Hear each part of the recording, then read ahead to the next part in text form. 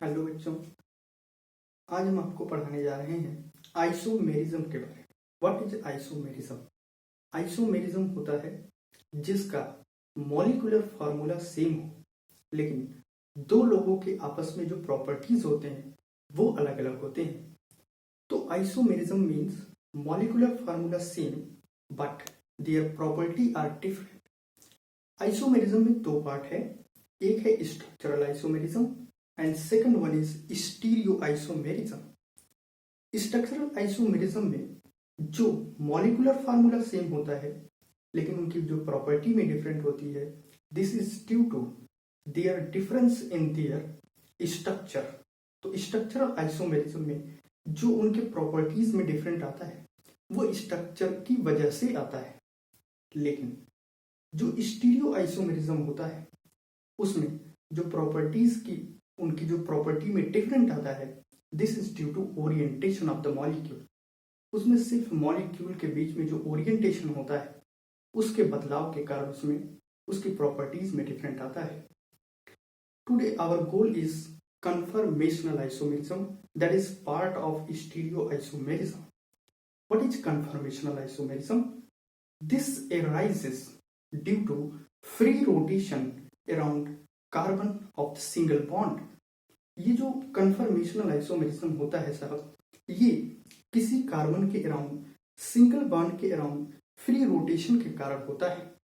ठीक है, इसमें ना तो किसी भी प्रकार की कोई बॉन्ड ब्रेकिंग होती है, ना किसी भी प्रकार की कोई बॉन्ड फॉर्मेशन होता है। व्हाट इज कन्फर्मेशनल आइसोमेरिज्म हम आपको बताने जा रहे हैं, देखिएगा। तो डेफिनेशन है कन्फर्मेशनल आइसोमेरिज्म की, it arises due to free rotation. ठीक है ना, तो इसमें क्या होता है, फ्री रोटेशन होता है। It arises due to free rotation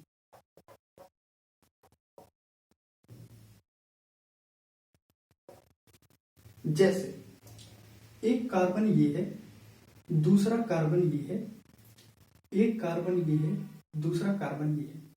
इन दोनों के बीच में डबल बॉन्ड होने के कारण इसके बीच में रेस्ट्रिक्शन शो कर ये बॉन्ड करता है, क्योंकि जब भी आप दो कार्बन को रोटेट करने का प्रयास करते हैं तो उनके बीच में रेस्ट्रिक्शन पैदा होता है।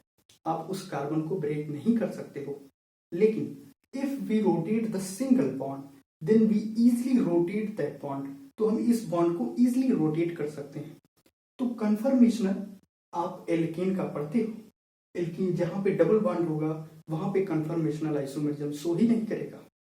ठीक है, तो अब हम आपको ईथेन का एक कन्फर्मेशनल आइसोमेरिज्म पढ़ाने जा रहे हैं। देखिए,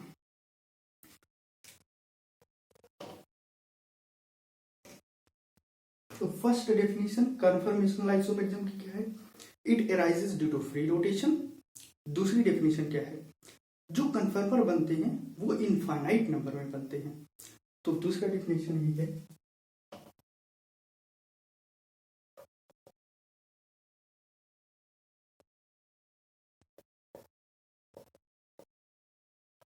कन्फर्मर are form in infinite number. तीसरा point, methane can not form any conformer. Methane का कोई कन्फर्मर ही नहीं होता है, क्योंकि मीथेन में तो एक ही कार्बन होता है। तो एक कार्बन के अराउंड कोई भी किसी प्रकार की रोटेशन ही नहीं शो करता। एटलीस्ट दो कार्बन होने चाहिए कन्फर्मेशनल आइसोमेरिज्म शो करने के लिए। तो देखिएगा, अब जो कन्फर्मेशन होता है कि methane can not form their कन्फर्मर।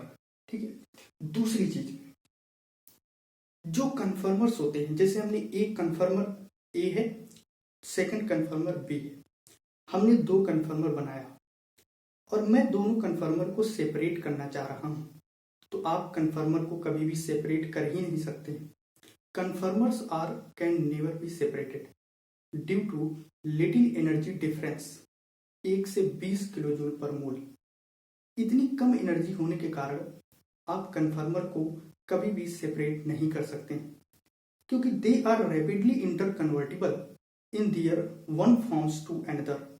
एक इक्लिप्स से स्टैगर्ड में बदलने के लिए उनकी एनर्जी इतनी कम होती है साहब, 1 से 20 किलो जूल पर मोल होने के कारण आप कन्फर्मर को कभी भी सेपरेट नहीं कर सकते हैं।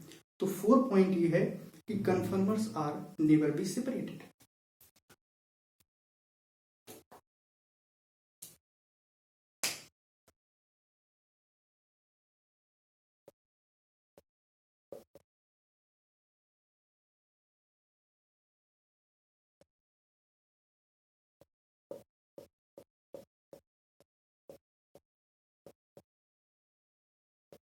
Never be separated due to little energy difference,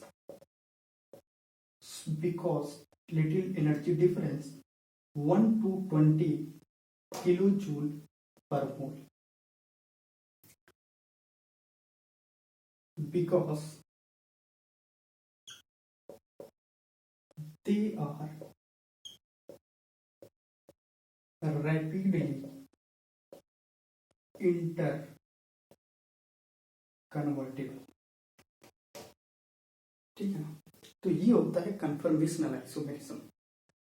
अब मैंने इतनी बातें तो आपको बता दी, अब फर्स्ट हम स्टार्ट करने जा रहे हैं। आपके नीट पॉइंट ऑफ व्यू से बहुत ही इंपॉर्टेंट है, आप नीट का कोई भी क्वेश्चन इस टॉपिक से बाहर नहीं जाएगा। ठीक है, तो देखिएगा, ईथेन का कन्फर्मर मैं आपको बताऊं, इतना चीज आप नोट करेंगे फिर मैं बताता हूं।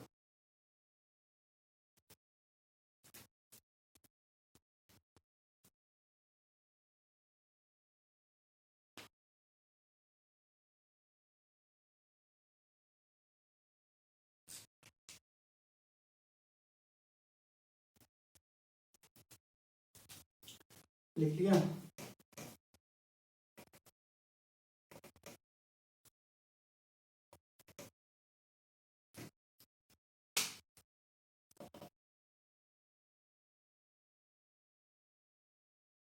फर्स्ट टॉपिक है आपके 11th का ईथेन का कन्फर्मर, ये पहला पार्ट है।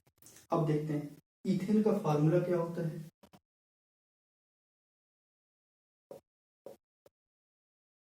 ये है ईथेन का formula.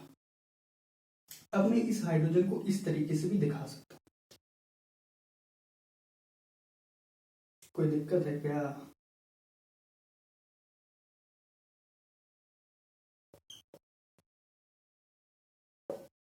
This is the formula of ethane. Ethane में 2 कार्बन होते हैं, क्योंकि यहाँ पे सिंगल बॉन्ड होने के कारण इसमें फ्री रोटेशन होगा, इसी के कारण ईथेन अपना कन्फर्मर बनाता है। और कौन कौन से वो कन्फर्मर होते हैं ये भी जरा आप देखिए।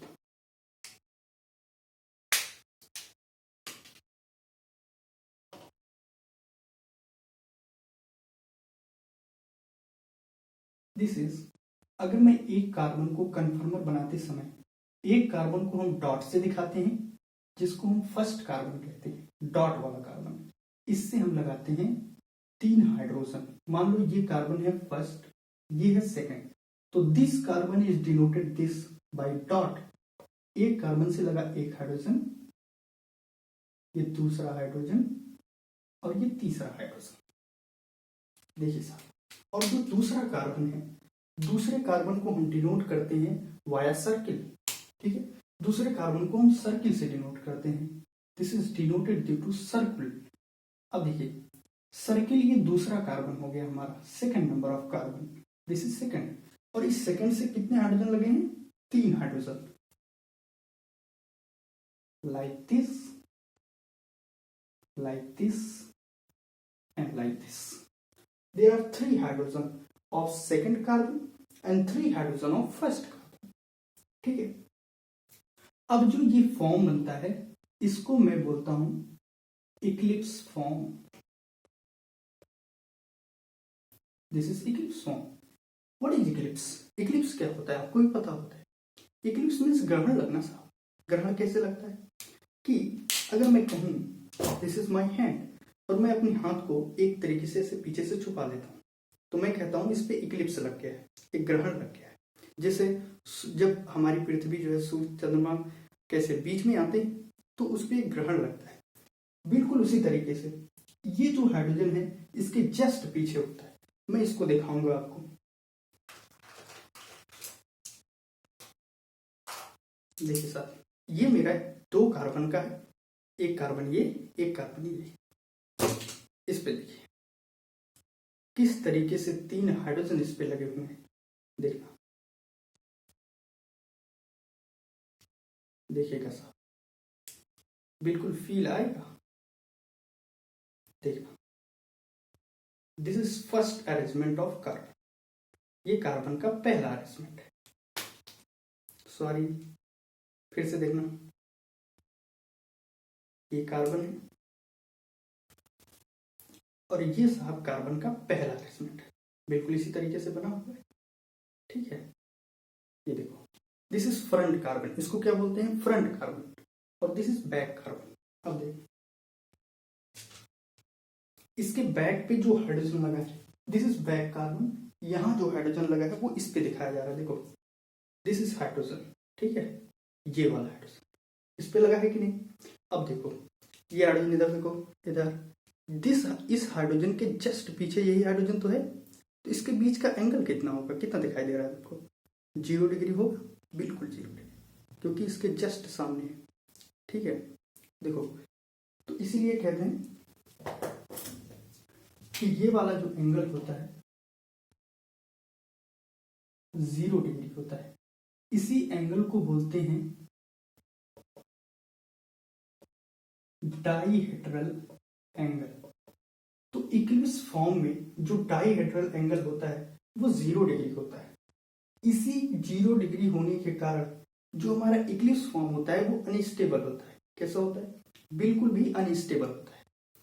तो अगर मैं एक कार्बन को फिक्स रख के, फर्स्ट कार्बन को फिक्स रख के सेकंड कार्बन को मैं क्लॉकवाइज 60 डिग्री रोटेट करता हूं, ठीक है, फर्स्ट कार्बन को स्टेबल रख के मैं सेकंड कार्बन को 60 डिग्री क्लॉकवाइज रोटेट करता हूं, तो कौन सा कन्फर्मर बनता है। देखो,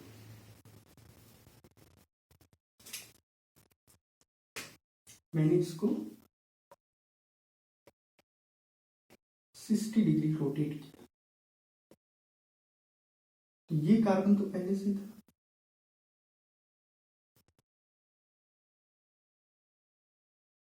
इस पे कोई भी फर्क नहीं पड़ रहा है।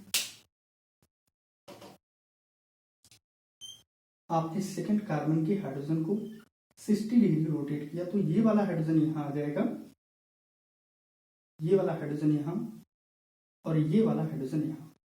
अब इसके बीच का जो एंगल हो गया वो 60 डिग्री हो गया। तो this form is known as staggered form.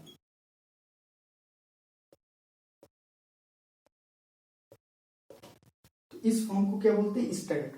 तो इथेन के 2 कन्फर्मर बनते हैं, एक इक्लिप्स फॉर्म, दूसरा होता है staggered form. Eclipse form are unstable form due to 0 degree of dihedral angle due to torsional strain between H and H, and staggered form are more stable than eclipse form because of their dihedral angle are 60 degree.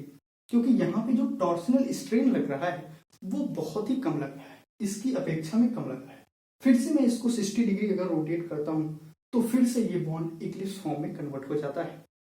इन दोनों के बीच में sir आपने तो कहा था infinite number of कन्फर्मर बनते हैं, तो मैं बना के दिखाता हूँ इनफाइनाइट नंबर ऑफ कन्फर्मर।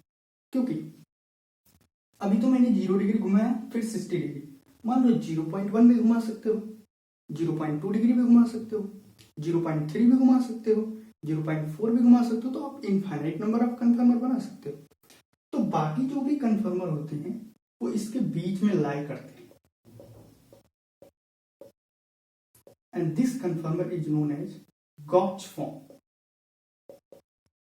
और स्क्यू फॉर्म। तो इसको हम लोग गॉच स्क्यू फॉर्म बोलते हैं। तो इथेन के 2 conformer, eclipse and staggered. Eclipse are unstable due to 0 degree of dihedral angle and staggered are stable due to 60 degree of dihedral angle. This is ethane. ethane का 2 कन्फर्मर। देखना, अगर मैं ऑर्डर ऑफ स्टेबिलिटी लिखूं तो क्या होगा? Staggered are more stable than gauche than eclipse. This is order of stability. जो order of stability होता है उसका रिवर्स ऑर्डर ऑफ एनर्जी होता है, क्योंकि जिसकी एनर्जी ज्यादा दे आर अनस्टेबल। इसीलिए अपनी एनर्जी को कभी भी रैपिडली नहीं रखना चाहिए। यू आर अपनी एनर्जी को क्या, अगर आप बहुत ज्यादा डेविएट हैं, आपकी एनर्जी बहुत ज्यादा है, तो आप अनस्टेबल हैं, आप एक अनस्टेबल पर्सन होते हैं। ठीक है, तो अपनी एनर्जी को बचा के रखना, क्योंकि जिसकी एनर्जी कम होती है दे आर स्टेबल। ठीक है, तो इसी तरीके से ethane are so two type of conformer eclipse and staggered form. ठीक है, तो आप लोग इतना नोट करिएगा, ये इथेन का कन्फर्मर है। 2021 में जो क्वेश्चन आया था नीट में, वो यही पूछे थे, डायरेक्ट एक सेंटेंस आया, what is the stability angle of Eclipse form of ethane. Ethane के इक्लिप्स फॉर्म का जो इक्लिप्स है, इथेन का जो इक्लिप्स फॉर्म है उसका डाइहेड्रल एंगल कितना होता है। ठीक है, चूंकि इक्लिप्स हमारा अनस्टेबल फॉर्म है और उसका डाइहेड्रल एंगल 0 डिग्री होता है। तो मैं समरी इस लेक्चर का दे देता हूं। आज हमने कन्फर्मेशनल आइसोमेरिज्म को डिस्कस किया, जो कि आइसोमर का पहला पार्ट है। लोग स्ट्रक्चरल आइसोमेरिज्म पहले पढ़ाते हैं, फिर स्टीरियो। मैंने स्टीरियो को पहले शुरू किया है। स्टीरियो थोड़ा सा कठिन भी होता है आपके स्ट्रक्चर से। ठीक है, तो conformational isomerism arises due to free rotation around single bond. There are infinite number of conformers. Methane cannot form their conformers because only one carbon are present, so they cannot show the conformational isomerism. And conformational isomerism can never be separated due to little energy difference of 1 to 20 kilojoule per mole, so they are never be separated. ठीक है, अब हमने ethane के दो कन्फर्मर पढ़े, एक Eclipse और एक स्टैगर्ड।